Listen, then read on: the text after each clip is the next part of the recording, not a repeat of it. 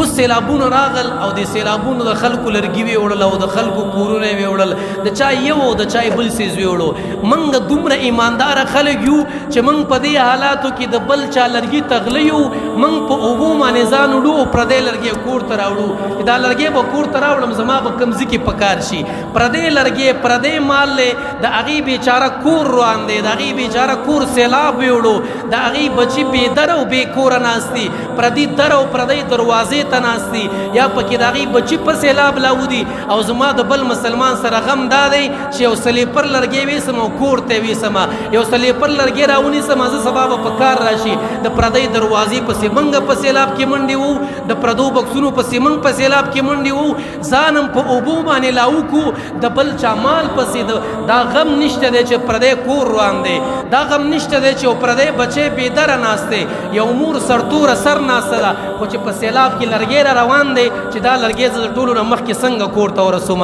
لکه دا زموږ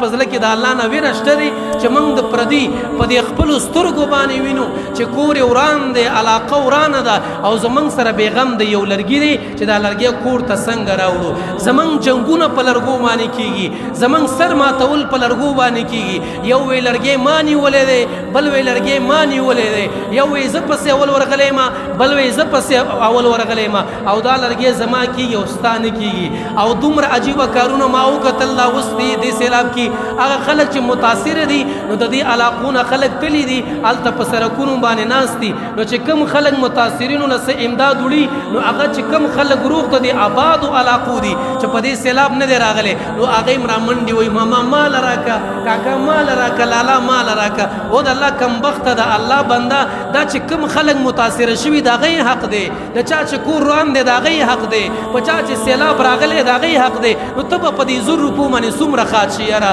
ته به په دې یو دړۍ چیني باندې څومره خاط شي یاره ته به په دې یو تروړه وړو باندې څومره خاط شي یاره چې هغه متاثره ملګري هغه متاثره خویندې میندې هغې ته حق میلاو نه شي او ته دا غوړي او دا چیني او دا وړه کور ته راوړې لکه تی په کومه خوله باندې خورې تی په کوم سوچ باندې خورې تی په کوم فکر باندې خورې د هغې بیچاره حق دې راوړو خپل کور ته احساس ختم دی د الله نه ویره ختمه ده د قبر سوچ ختم دی د آخرت فکر ختم دی بس د یو 10 روپو څیز چې ماله په لاس باندې راغی بل مسلمان چې څه کوي هغه به کېږي دا سیلابونو کې چې کم لرګي راځي په سیلابونو کې چې کم سامان راځي دا پردی حق دی د دې استعمال جایز نه دی دا به ځان سره ساتي دا به تا سره پروتي د دې به تشهیر کې د دې به اعلان کې د دې به مالک لټې مالک له به ورکې او که تا پې خېټه واچوله او تا وخوړل نو دا حرام ته خورې پردی حق خورې مسلمانانو ورونو لږ احساس پکار دی مسلمانانو ورونو لږ غم او لږ فکر پکار دی